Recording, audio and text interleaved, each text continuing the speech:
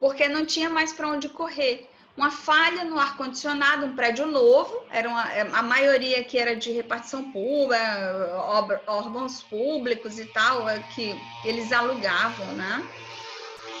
E serviço público. Alugava essas salas aqui e tal, então era um prédio novo. E um curto-circuito no ar-condicionado causou esse acidente, que foi chocante, né? E aí a transmissão ao vivo na TV, das pessoas se jogando, não fazendo sinal, eles se jogavam, porque não tinha como segurar mais. Aí as pessoas que conseguiram chegar aqui em cima, na cobertura, elas morreram, muitas, as que não conseguiram se salvar pelo helicóptero, no documentário fala tudo isso. E a gente vê, no documentário, a gente vê as pessoas agarradas na pata, com pata, coisa do helicóptero. Quando o helicóptero pousa, como que é o nome daquele negócio ali? Do pé do helicóptero. As pessoas agarradas ao helicóptero, porque o helicóptero já estava com a sua capacidade, né? Então não podia levar mais do que aquela quantidade de pessoas, e mesmo assim as pessoas se agarraram no coisa do helicóptero embaixo ali e saía. Tem imagem na TV, na internet, do helicóptero saindo e as pessoas agarradas ali. As pessoas corriam o risco de cair ali numa outra situação, e do que ficar ali, porque ela sabia que se elas permanecessem ali, elas morreriam. É o instinto de sobrevivência, tá? Nessa hora. Morreu um monte de gente. As que chegaram aqui na cobertura e não conseguiram se salvar, elas morreram asfixiadas, porque isso aqui é um vapor. Isso é muito quente, é um vapor quente de dióxido de carbono, monóxido de carbono, que as pessoas são intoxicadas no mesmo momento e derrete tudo, porque é uma fumaça muito quente. E aí morreram.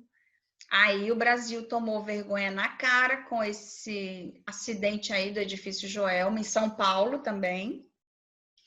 E aí começou a elaborar uma sequência de normas.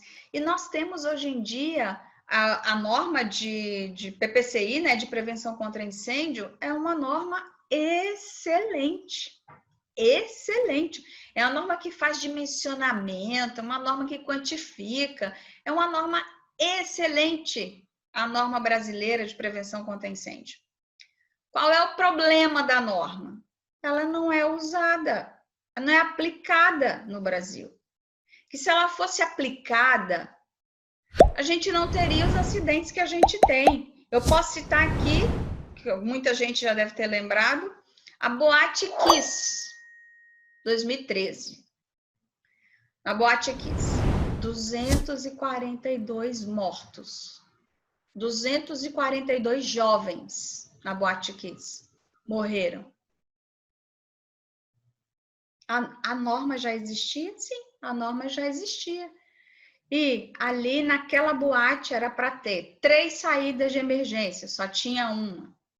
Era para ter chuveiros automáticos. Era para ter, não era para usar aquela espuma inflamável.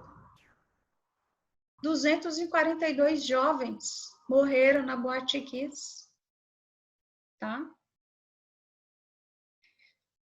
2010, nós estamos aonde? 2019, início de 2019, Rio de Janeiro, CT do Flamengo, Ninho do Urubu. 10 crianças morreram. 10 crianças, as criancinhas, menininho, de 12 anos, 13, morreram asfixiados. Por quê? Dormiam numa caixa, aqueles containers ali, uma caixa, aquilo ali, né? Não tinha os mínimos elementos de prevenção contra incêndio e 10 crianças morreram. A norma já existia também. E aí? Não é um problema de ter norma, não é um problema, é o problema de não usar, isso é um problema intrínseco do brasileiro. Onde eu tiver que economizar, eu vou economizar, né? E fazer o quê? Essa é a nossa realidade. Vocês acham que vai ser diferente? Vocês acham que hoje, amanhã, não pode ter um acidente de novo? Não, vai ter acidente igual. Vai ter acidente igual, vai continuar tendo acidente. São as ações imprevisíveis. Esses dias eu estava acompanhando na internet um prédio, acho que, não sei se foi na França, eu não me lembro onde foi.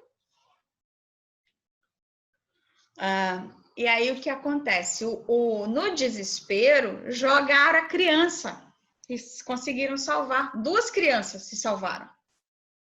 Porque no desespero, você sabe que você vai morrer queimado ali. No desespero, você joga a criança do 5º andar, 6º andar, agora eu já não me lembro. Né? Então, são ações imprevisíveis que nós temos que apontar os riscos de acidentes, de sinistros, né? Que são sinistro, quando envolve ação imprevisível, um sinistro total, assim, né? E a gente tem a obrigação de apontar e prever que essas coisas nunca aconteçam, jamais aconteçam. Aqui, ó, situação, Shopping Total, em Porto Alegre. Eu trabalhei nessa obra. Eu morava em Porto Alegre e eu trabalhei nessa obra para recuperar o prédio que pegou fogo. Aqui foi o setor onde pegou fogo, tá? Pegou fogo na loja de brinquedos, material inflamável, né? E aí um curto-circuito num depósitozinho ali na sala um estoque de material, um curto-circuito provocou um dano gigantesco nesse setor e aí teve que ser refeito. Todo esse setor aqui teve que ser destruído, né? Foi demolido para fazer tudo de novo. E num curto espaço de tempo, né? Porque foi em julho que aconteceu e em dezembro o shopping precisava estar aberto ao público por causa das compras de Natal. Então foi assim, aquele trabalho sem dormir, né? Aí eu fui, na época eu estava trabalhando, foi assim, eu entrei nessa obra por acaso, porque eu estava fazendo doutorado, estava concluindo o meu doutorado em 2007, e eu me atrasei em função de uma série de coisas, né? Inclusive dessa obra aqui. Não, mas eu não vou perder a oportunidade de trabalhar nessa obra de forma alguma, porque o prédio pegou fogo e eu estava estudando microfissuração do concreto. E aí vem a minha orientadora, não quer ir trabalhar lá no shopping, tal, não sei o quê, porque o esposo dela tinha a empresa que foi contratada para fazer a recuperação. E eles estavam enlouquecidos, porque eles precisavam de pessoas para trabalhar. E a seguradora não queria pagar. A seguradora só pagava se tivesse um relatório apontando que, de fato, foi um sinistro. A seguradora, não, foi um acidente, eu vou te pagar. Não é assim, eu quero... Quais são os elementos...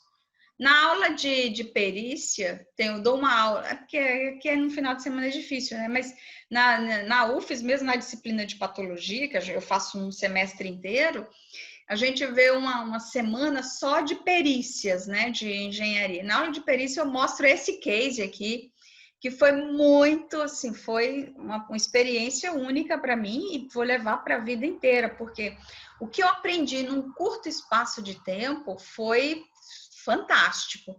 A seguradora falou assim, não vou pagar enquanto não tiver um relatório. Aí eu fui contratada para fazer esse relatório. A minha orientadora, não, vai lá, que em 2 meses você consegue fazer um relatório e entregar para a seguradora, porque senão eles não vão pagar. Eu falei, então tá, então eu vou. Aí eu fui contratada exclusivamente para fazer esse relatório técnico e apontar que foi de fato um sinistro. Aí eu cheguei lá e mergulhei, né? Mergulhei. E assim, não é uma coisa boa você chegar numa obra dessa, está trabalhando uma obra de recuperação dessa, mas é o efeito de destruição, né? Um sinistro dessa natureza. Então, é destruidor, é impactante. Eu trabalhei, eu fiz o relatório. Depois que eu terminei o relatório, assim, agora eu vou, né, voltar para a minha tese e tal. E aí o dono da construtora disse, pelo amor de Deus, fica aqui que nós estamos enlouquecidos. Era 24 horas por dia trabalhando nessa obra. E aí eu continuei trabalhando na obra até a inauguração. Aí, depois que eu saí da fase de perícia, aí eu entrei numa área de perícia para entender o processo, para vasculhar, para desmistificar, que não foi lá alguém que tacou fogo no negócio, eu tive que explicar o que aconteceu e tal. Fiz o relatório. Depois disso, aí eu fui para a obra, eu fui virar engenheira de obra, que também foi outra experiência marcante, muito gratificante, né? E aí trabalhei até, e no final, amigo, você sai destruído, esgotado, acabado, mas o que você aprendeu, o que você conseguiu ganhar de experiência, né? Aí não tem preço, eu levo para a minha vida inteira. Isso aqui é uma linha de perícia que a gente avalia e muitas pessoas se fazem essa pergunta, né? Eu vou fazer um curso, agora não, né? Com essa pandemia não tem como, mas eu já tinha marcado para fazer um curso que era só sobre esses problemas de perícia. E num deles é assim, ó, o que acontece, uma pergunta, o que acontece com uma estrutura de concreto depois que pega fogo? O que acontece quando uma estrutura de concreto está exposta a elevadas temperaturas? O fogo, por exemplo, é elevadas temperaturas. Aí são perguntas que a gente faz e que para responder, eu vou te falar, é a coisa mais linda. É apaixonante você responder essa pergunta. Quanto tempo uma estrutura de concreto consegue resistir sob a ação do fogo?